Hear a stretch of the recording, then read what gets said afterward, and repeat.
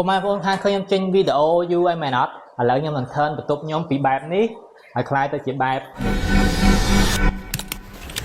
ចង់ថាពីដំបូងយើងត្រូវធ្វើគេខ្លះដើម្បីឲ្យបានបន្ទប់ប៉ុណ្ណឹងទៅមើលវីដេអូនេះទាំងអស់គ្នាដំបូងឡើយយើងត្រូវដឹងខ្លួនឯងសិនថាយើងស្រឡាញ់ concept បែបណាហើយ concept បែបណាដែលស័ក្តិសមនឹងបន្ទប់របស់យើងសម្រាប់ខ្ញុំស្រឡាញ់ concept មួយដែលគេហៅថា mid century modern concept ហ្នឹងរៀងពិបាកតិចដោយសារតម្រូវឲ្យយើងប្រើពណ៌4ពណ៌ខៀវពណ៌ក្រហមពណ៌ទឹកក្រូចហើយនិងពណ៌បៃតងហើយបើសិនជាយើងមានកៅអីចាស់ៗឬក៏តុចាស់ៗដែលយើងគិតថាអាចយកមក reuse បានឬក៏ប្រើឡើងថាយើងគួរតែយកវាមកប្រើឡើងវិញទៅបើខ្ញុំវិញតុចាស់ៗកៅអីចាស់ៗអំពូលភ្លើងអីហ្នឹងគឺខ្ញុំយកមកលាបពណ៌ឡើងវិញឲ្យទៅជា mid century ទាំងអស់ហើយយើងគិតទៅបើសិនជាយើងចំណាយលុយទៅទិញថ្មីហើយប្រភេទ mid century ដែលមានពណ៌ខៀវពណ៌ក្រហមពណ៌ទឹកក្រូចពណ៌បៃតងអីហ្នឹងគឺថាចំណាយលុយច្រើនខ្លាំងមែនតើហើយអីវ៉ាន់របស់ mid century គឺថ្លៃខ្លាំងមែនសម្រាប់អ្នកដែលស្រឡាញ់ mid century ដូចខ្ញុំអាចធ្វើតាមខ្ញុំបានទិញតែថ្នាំពណ៌មកយើងយកមកលាបតុចាស់ៗកៅអីចាស់ៗអំពូលភ្លើងចាស់ៗអីរបស់យើងហ្នឹងឲ្យវាคล้ายទៅជាពណ៌ខៀវពណ៌ក្រហមអីចឹងទៅពណ៌លាបអីហើយយើងចាប់ផ្ដើមចាប់តុចាប់កៅអីចាប់អំពូលភ្លើងអីហ្នឹងចូលវិញទាំងអស់ធ្វើមិនក៏មកជប៉ុនធ្វើខ្ចៅបន្ទាប់ពីចាប់ចូលវិញហើយត្រូវប្រកាសថាតុទូកៅអីពូលភ្លើងអីហ្នឹងគឺនៅដំណើរការធម្មតាពាក់បន្ទាប់របស់យើងហ្នឹងគឺថាត្រូវទៅឡើងសិនជៈដោយសារតែជាបន្ទប់ថ្មីចឹងអត់តមានសិនជៈទេយើងត្រូវខលហាយជាងបន្ទាប់ពីដាំសិនជៈហើយហ្នឹងគឺថាយើងត្រូវតែបោះជូតវាឲ្យបានស្អាតដោយសារមានកម្ទេចកំទីធូលីដីអីជាប់ពេញហ្នឹងចឹងត្រូវបោសសម្អាត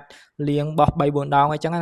ញាប់លឿនដូចខ្ញុំចឹងទៅឆាប់ហើយយើងសេរីពុះសេរីក្រែហ្នឹងឲ្យត្រូវទីតាំងដែលយើងចង់ដែរហើយបើគៀននេះវិញខ្ញុំគិតថារៀបចំដាក់ជាមួយនឹងព្រំពណ៌ផេះហើយព្រំនេះព្រំចាំរបស់ខ្ញុំទេដែលខ្ញុំបាន order ពីថៅប៉ាវបន្ទាប់ពីដាក់ព្រំហើយយើងចាប់ផ្ដើមដាក់តុដាក់អីចូលដោយសារតែយើងអត់មានតុក្បាលក្រែទេចឹងយើងយកតុនេះដើម្បីធ្វើជាតុក្បាលក្រែតែម្ដងហើយសម្រាប់រូបភាពនេះក៏ខ្ញុំ order ពីថៅប៉ាវដែរហើយយើងយកពណ៌ក្រហមនិយាយទៅធ្វើម៉េចឲ្យពណ៌ហ្នឹងវាស៊ីគ្នាជាមួយនឹង mid century ជុងហ្នឹងរៀបចំតុរៀបចំភ្លើងអីហើយយើងចាប់ផ្ដើមលេងជាមួយនឹងដើមឈើម្ដងយើងដាក់ដើមឈើហើយយើងអង្គុយសេរីសរងអេងក៏ចោលឡើងឲ្យមើលទៅស្អាតយើងក៏ដូរទីតាំងទៅរៀបចំនៅជ្រុងផ្សេងទៀតហើយជ្រុងនេះខ្ញុំសុំលេងព្រំរៀងចម្រុះពណ៌តិចខៀវក្រហមហើយនឹងលឿងព្រំនេះដែរគឺអត់មានទិញណាឆ្ងាយគឺទិញពីថៅប៉ាវដូចគ្នាជ្រុងនេះខ្ញុំបានរៀបចំជាកញ្ចក់ពណ៌ក្រហមភ្លើងពណ៌ទឹកក្រូចហើយនឹងនីលកាពណ៌ទឹកក្រូចជាមួយនឹងរុក្ខជាតិដើម្បីឲ្យយើងគេងនៅលើពុកហើយយើងមើលមកយើងទៅចាក់ភ្នែកបងប្អូនយើងរៀបចំប្លង់ខាងមុខហើយយើងក៏ទៅរៀបចំជាមួយនឹង projector ដើម្បីទុកចាក់មើល YouTube មើល Netflix មើលរឿងមើលអីចឹងណាបងប្អូនយើង design ខ្លួនឯងរៀងហត់តិចប៉ុន្តែយើងសប្បាយចិត្តយើងពេញចិត្តនឹងអ្វីដែលយើងធ្វើដល់ពេលដែលយើងធ្វើហើយយើងសប្បាយចិត្តចឹងទៅអាការដែលយើងហត់អីហ្នឹងគឺវា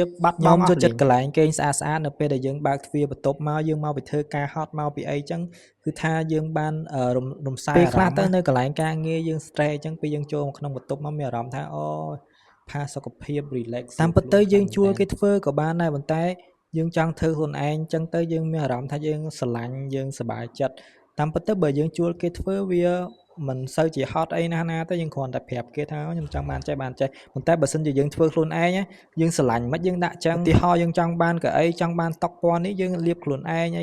ចឹងទៅវាមួយយ៉ាងដែរហើយបន្ទប់ប៉ុណ្នេះខ្ញុំគិតថាវានៅរៀងស្ទើរភ្លើងបន្តិចចឹងខ្ញុំនឹងរៀបចំទិញភ្លើងថែមដើម្បីឲ្យដាក់ទៅមើលទៅវារៀង